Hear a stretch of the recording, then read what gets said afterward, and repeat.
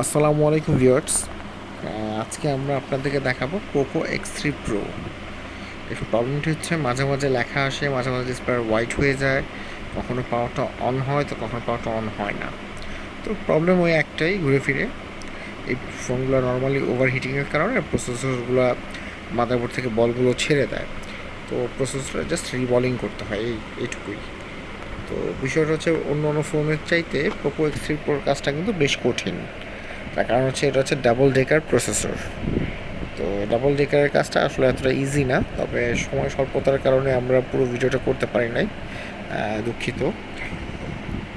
তবে আপনি সবার আগে প্রসেসরটা রিমুভ করবেন মাদারবোর্ড থেকে, তারপর গ্লুগুলো ব্ল্যাক গ্লুগুলো পরিষ্কার করবেন, তারপর প্রসেসর ভিতরটা বসাবেন, তারপর র্যামটা বসাবেন।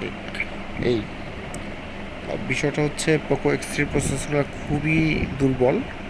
আপনি যদি ওভার টেম্পারেচার দেন কিংবা বেশি প্রেশারাইজ করেন, প্রসেসরগুলো নষ্ট হয়ে যাবে।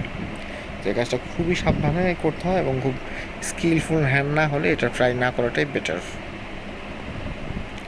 আগে আপনার সিঙ্গেল যে প্রসেসরগুলো আছে এগুলো যদি আপনি কমপ্লিটলি সুন্দর মতো কাজ করতে পারেন, একমাত্র তখনই আপনি এই কাজগুলোতে হাত দেবেন, এর আগে নয়। আর এটার টেম্পারেচারের দিক দিয়েও বিশেষভাবে খেয়াল রাখতে হবে। 225 থেকে 230-এর মধ্যে সর্বোচ্চ আপনার এই কাজটা কমপ্লিট করতে হবে। টেম্পারেচার যত কম দিবেন ততই ভালো। এটা অবশ্য অনেক ক্ষেত্রে আপনার হট গানের উপরেও ডিপেন্ড করে। আর খুব ভালো হ্যান্ড স্কিল না হলে আসলে পোকো X3 প্রো কমপ্লিট করা খুবই টাফ। আপনার প্রসেসরের উপর র্যামটাকে সুন্দরভাবে বসাবেন, চারিদিকে সমানভাবে যেন বসে যায় এটা খেয়াল রাখতে হবে। মাইক্রোস্কোপ দিয়ে দেখবেন, প্রয়োজনে দুইটা টুজার দিয়ে দুইভাবে মিলিয়ে মিলিয়ে নেবেন।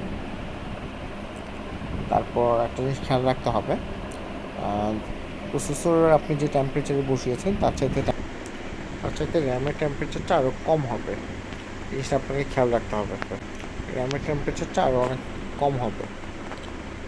তো জাস্ট চারিদিকে হিট করে সুন্দর মতো মাদারবোর্ডের চারিদিক দিয়ে প্রসেসরটা হিট করে নেবেন, বসে করে প্রসেসর ফুল ঠান্ডা হওয়ার মতো সময় দিবেন।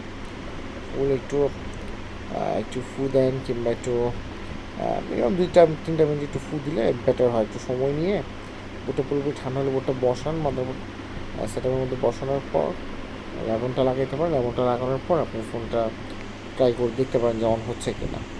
জাস্ট যে আমি লাগিয়ে দিলাম, বসালাম, আর পাওয়ারটা ট্রাই করবো পাওয়ারটা আসে কি না।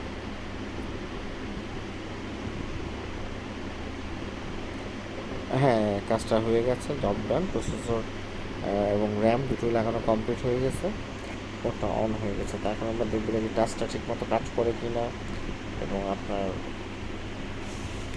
সব কিছু ঠিকঠাক আছে কিনা। এবং আমি দুঃখিত, কারণ ভিডিওগুলো একেবারে করা হয় নাই। আমি কাজের ফাঁকে ফাঁকে আমি একা ছিলাম সেই দিন, তো নিজের হাতে ভিডিওটা করেছি। তো ভিডিওটা অনেক দিন আমার ফোনে রাখা ছিল, তো হঠাৎ একদিন পরে মন ছেড়ে যখন ভিডিওগুলো আপলোড করি তো করলাম আর কি। আমি আসলে প্রফেশনালি ভিডিও করি না বা আপলোড করার চেষ্টা করি না, তবে ইচ্ছা আছে সামনে করার। আপনারা দোয়া করবেন এই আর কি। আসলে আমরা কাজে এত ব্যস্ত থাকি সারাদিন, যেগুলো ভিডিও করে আপলোড করার মতো সময় হয় না আসলে। আর এগুলো কীভাবে করতে হয় সেগুলো আমার খুব বেশি একটা ভালো জানা নেই। আমি এই সেক্টর নতুন, যদিও জিএসএম সেক্টর আছে প্রায় 16 বছর প্লাস হয়ে গেছে।